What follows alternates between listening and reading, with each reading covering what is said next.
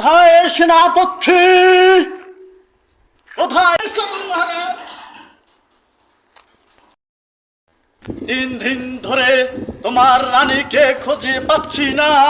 তোমার রানী কোথায় গেছে তাকে তুমি খুঁজে এনে দাও আমাকে। মহারাজ, আমি কি নির্ভয়ে বলবো তোমাকে?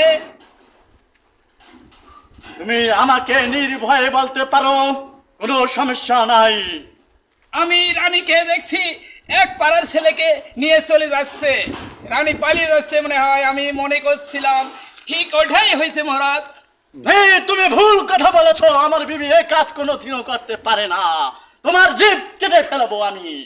তুমি ভুল বলছো। আমার বিবি সৎ পথে চলছে।